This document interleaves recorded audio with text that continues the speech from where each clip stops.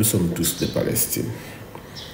Vous savez qu'Israël a décidé d'étouffer le peuple palestinien sur ses propres territoires.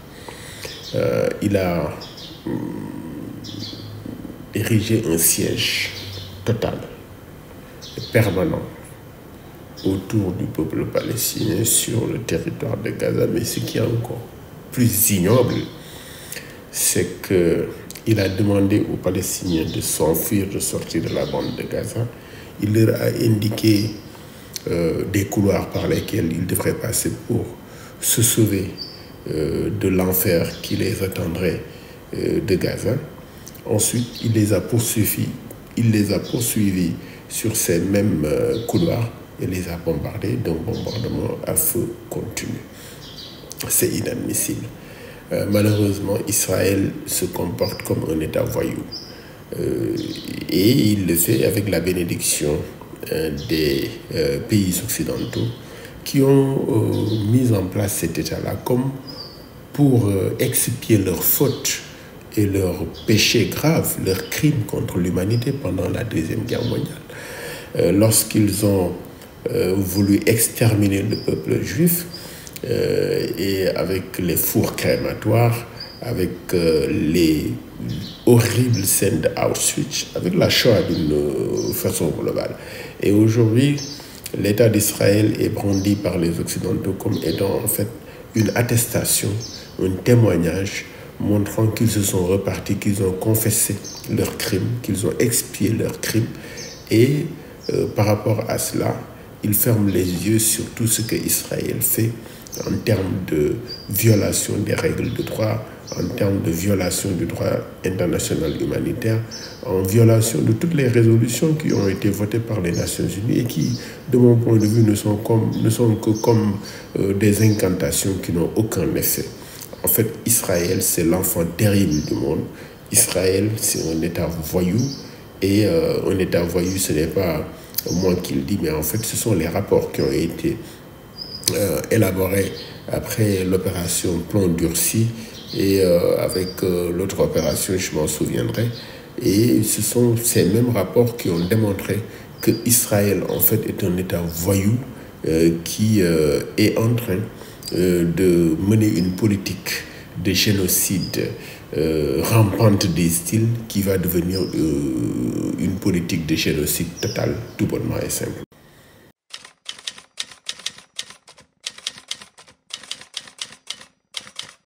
Vous dites que en fait, on doit écouter les voix qui s'élèvent ça et là pour appeler les deux peuples, le peuple palestinien et le peuple israélien, à puiser des valeurs d'entente cordiale, de vivre ensemble, de solidarité et de tolérance pour amorcer une désescalade et cheminer vers le dialogue et la paix. Mais c'est une très bonne chose si cela a été possible. Mais en vérité, le problème fondamentalement, c'est que ce ne sont pas les deux peuples aujourd'hui qui sont les acteurs de cette belligérance. Les deux peuples sont des victimes de cette belligérance-là. Le problème, c'est quoi? C'est que Israël est un État, disons, raciste, un État ségrégationniste, un État sectaire, un État tyrannique, un État dominateur. Et c'est cette idéologie de domination, cette idéologie-là, qui est en fait fondée sur l'exclusion et sur le racisme, qui fait que Israël a non seulement occupé le territoire qui lui a été octroyé, mais il rogne d'année en année, il rogne le territoire palestinien, il opte pour une politique d'encerclement du territoire palestinien et de rétrécissement de ce territoire-là par la politique de colonisation. Ainsi, le peuple palestinien perd d'année en année une partie de la superficie de son territoire que Israël occupe. Finalement, l'État d'Israël envahit le territoire du peuple palestinien, y installe des corps étrangers, parce que ce sont des populations qui sont importées d'Europe, qui viennent s'installer sur ces territoires-là avec une culture différente, mais particulièrement la culture différente. Ce n'est pas le plus important, mais ce qui est important, c'est avec une idéologie de domination et d'extermination du peuple palestinien. Rappelez-vous les rapports dont on a parlé tantôt et qui indiquaient qu'Israël était en train de mener une politique de génocide rampant, et que ce génocide rampant, si on y prend garde, va être simplement un génocide total. Et on assiste aujourd'hui avec cette guerre-là qui a été déclarée par Netanyahou et les méthodes qu'il utilise, l'encerclement, le siège de la bande de Gaza. Le fait de refuser même qu'il y ait des couloirs par lesquels passerait l'aide humanitaire, la nourriture, le carburant, etc. C'est-à-dire tout ce qui est vital pour un peuple, encercler un peuple, faire un siège, assiéger un peuple et empêcher que le droit humanitaire international s'exerce, il n'y a pas autre mot que le mot de voyou que l'on peut utiliser pour qualifier ce que fait l'État. Donc ce n'est pas en fait le peuple. Le problème, ce ne sont pas les deux peuples. Le problème, c'est que l'État d'Israël doit être arrêté. L'Occident doit dire stop à l'État d'Israël, même si l'État d'Israël lui donne bonne conscience qu'elle a expié ses fautes, elle a regretté la Shoah, elle doit, sur la base de cette once d'humanité qu'il avait poussé à expier, à avoir des remords et à donner à Israël un État pour effacer de la mémoire en fait cette ignominie-là. Si il reste une once d'humanité à l'Occident, l'Occident doit utiliser cette once d'humanité qui lui reste pour dire stop à Israël et pour sauver le peuple palestinien.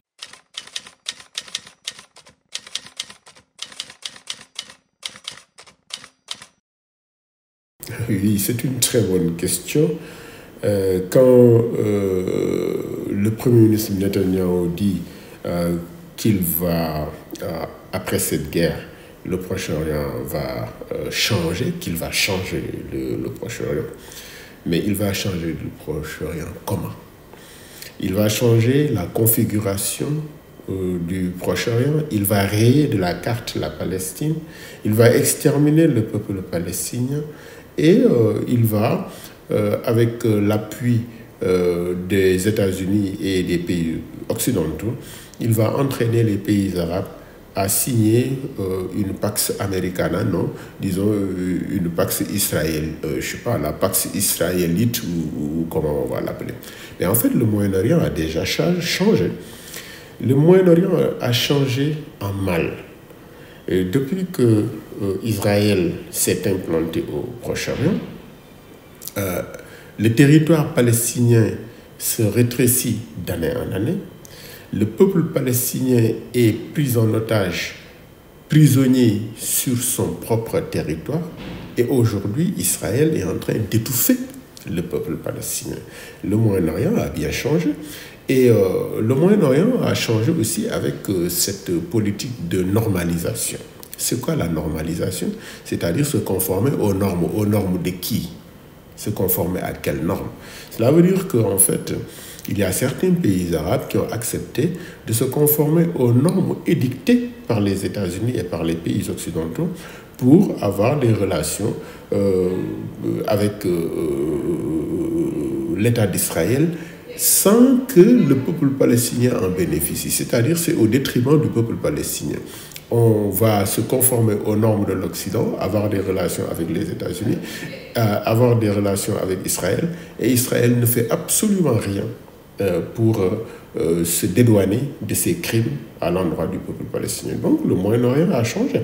Maintenant, si le Premier ministre Netanyahou dit que le Proche-Orient, ça va changer, cela veut simplement dire que on va encore faire un pas de plus dans la tyrannie, dans l'ignominie, dans l'injustice, et ce pas de plus ne peut être que balayer de la carte la Palestine. Or, balayer de la carte la Palestine, ça ne va pas être facile. Et même si cela se fait aujourd'hui, cela va être restitué un autre jour. Et c'est installer un état de guerre permanent au Proche-Orient, mais en dehors même du Proche-Orient. Figurez-vous que lorsque le président Kadhafi a été tué dans les conditions que nous savons, qu'est-ce qui en a résulté? C'est des hordes de djihadistes et de radicaux qui se sont essaimés à travers l'Afrique. Et nous vivons aujourd'hui les conséquences de cela avec les pays voisins, le Niger, le Burkina Faso, le Mali, qui sont aujourd'hui sous cette menace djihadiste et qui sont déstabilisés d'ailleurs d'une façon ou d'une autre par cette menace djihadiste. Donc le fait de changer le Moyen-Orient en essayant de rayer de la carte la Palestine, ça n'est pas ça qui va régler le problème de la paix au Moyen-Orient. Le problème de la paix au Moyen-Orient va être réglé par la justice tout bonnement et simplement. Il faut revenir à la règle de droit. Il faut revenir à ce que le droit international édicte, à ce que les Nations Unies ont édicté avec deux États indépendants dans des frontières sûres, dans des frontières sécurisées. Ce que ne veut pas Israël. Et malheureusement, c'est avec la bénédiction encore de l'Occident qui laisse faire Israël dans cette politique de défi permanent par rapport à la communauté internationale.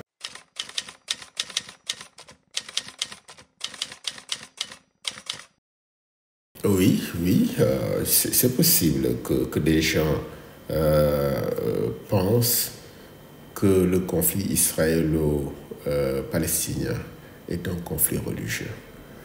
Mais il n'en est rien. Ce n'est pas un conflit religieux. Le conflit israélo-palestinien c'est une question politique et juridique. Ce n'est pas une question religieuse. Et il y a un risque d'ailleurs à vouloir déplacer le problème, disons, du cadre politique et juridique dans lequel il se situe, pour l'entraîner dans un cadre religieux qui mettrait face à face l'islam et le judaïsme, qui entraînerait en fait une sorte de conflit interreligieux, un conflit entre les musulmans et les juifs. Il n'en est absolument rien et c'est dangereux d'ailleurs de le prendre comme ça. Ce qui se passe au Moyen-Orient, en Palestine exactement, aujourd'hui sur la bande de Gaza, c'est une question humanitaire, c'est une question de justice, c'est une question juridique, c'est une question de politique et de droit international, de droit des populations à l'autodétermination. C'est un principe qui est inscrit dans la charte des Nations Unies. Et il faut simplement aller dans le sens de la mise en œuvre de ce principe universel du droit des peuples à l'autodétermination. Et le peuple juif a aujourd'hui un État qui lui est propre, qu'on a, taillé sur la Palestine, mais le reste de la Palestine appartient au moins aux Palestiniens qui devraient y installer leur État. Et c'est ce principe à l'autodétermination qui est inscrit dans la Charte des Nations Unies qui est aujourd'hui le seul problème qu'il faut résoudre, et c'est la seule solution. Il faut aller vers cette solution. Donc il ne faut pas glisser vers ce conflit, vers un conflit religieux. Non, il faut laisser la question dans le cadre dans lequel il est. La nature de ce conflit-là, ce n'est pas un conflit religieux, c'est un conflit né d'une violation du droit international par une entité au détriment d'une autre entité. Maintenant, il est vrai qu'il y a une dimension religieuse ici, mais la dimension religieuse, elle est réelle du fait qu'il y a la cité de Al-Quds, Jérusalem, qui a une certaine centralité au niveau des religions et des croyances. Jérusalem est la troisième ville sainte de l'islam. Jérusalem, c'est le point de départ du messager d'Allah, Al-Habib al-Mustafa sallallahu alayhi wa sallam, Sayyidina Muhammad, c'est le point de départ du messager dans son ascension vers Allah Azza wa Jalla, et il nous est revenu avec les 5 prières comme nous le savons. Mais Jérusalem, c'est aussi le site qui abrite un certain nombre de sanctuaires historiques, de sanctuaires par rapport à toutes les autres religions, que ce soit le judaïsme, que ce soit le christianisme, les religions abrahamiques, disons-nous.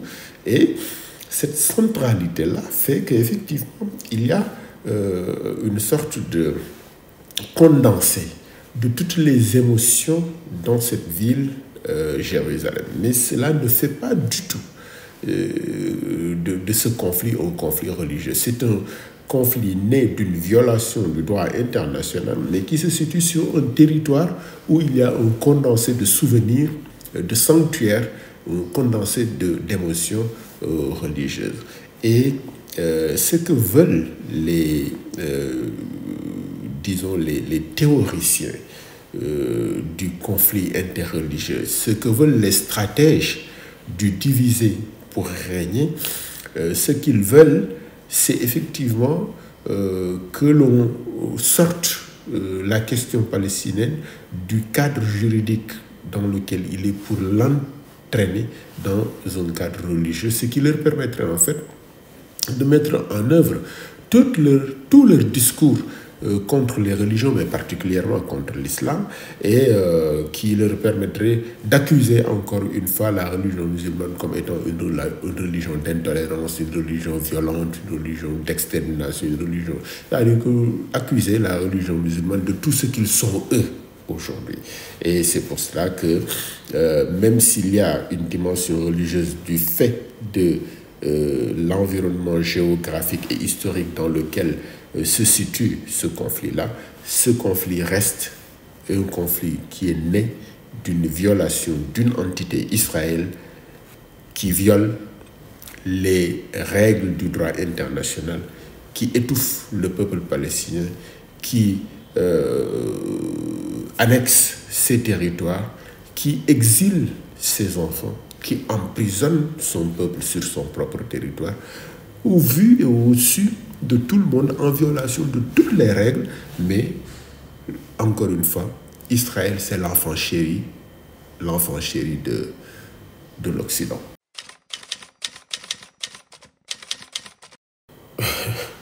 Quel serait mon dernier mot?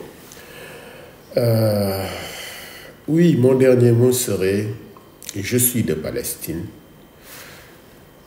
Toi, tu es de Palestine. Nous sommes tous de Palestine. Parce qu'en fait, la question palestinienne transcende les religions, transcende les nations. Pourquoi? Parce que ça touche ce qui est humain en nous, la dignité humaine et le droit de chaque peuple à l'autodétermination et à vivre tranquillement sur son territoire en toute sécurité. Si ce droit-là est violé, s'il y a une aliénation quelconque par rapport à ce droit-là, tous ceux qui ont un sentiment d'humanité se sentent concernés. Et c'est la raison pour laquelle nous sommes tous concernés par cette question-là. Au-delà du fait qu'en Palestine, il y a, comme je l'ai dit tantôt, ce concentré historique des religions révélées et ce caractère de sanctuaire, au-delà de cela, c'est l'ensemble des populations en Palestine, qu'ils soient des musulmans, qu'ils soient des chrétiens, qu'ils soient des juifs, c'est l'ensemble de ces populations-là qui souffrent de la tyrannie d'Israël et de l'engagement des pays occidentaux à se tenir prêts aux côtés d'Israël, même sur le plan militaire. Je taquinais quelqu'un, je lui disais qu'en fait les pays occidentaux ont tous entonné le fameux maréchal nous voilà, ils l'ont transformé en Israël nous voilà. Donc nous, modestement, à la place où nous sommes, avec les moyens dont nous disposons, nous entendons également le slogan Palestine nous voilà, et comme nous l'a enseigné le prophète Mohammed sallallahu alayhi wa alihi wa ashab, man ra'a minkum munkaran falyughayyirhu biyadihi, celui qui voit une nuisance, qu'il le transforme, qu'il la change positivement par son action. S'il ne peut pas le faire par l'action, qu'il dénonce, qu'il fasse des communiqués, qu'il fasse des communications, qu'il crie, qu'il élève la voix, et s'il ne peut pas faire qalbihi, au moins qu'il compatisse à cela. Et nous, aujourd'hui, à la position où nous sommes, nous n'avons pas de possibilité de dire autre chose que Palestine, nous voilà. Nous avons la réflexion, les idées, nous pouvons écrire, nous pouvons parler, nous pouvons aussi prier. Et c'est le dernier mot pour moi, faire de sorte que l'Occident entende raison, qu'il revienne à ce principe d'humanité et que l'Occident fasse stopper Israël, en tout cas dit stop à Israël, pour que le peuple palestinien recouvre ses droits sur son territoire. Et ce sera le bien pour toute l'humanité. Et quand je parle du peuple palestinien, encore une fois, je mets dedans l'ensemble des populations de la Palestine, musulmans, chrétiens, juifs, qui souffrent des politiques racistes et exterminationnistes de l'État d'Israël.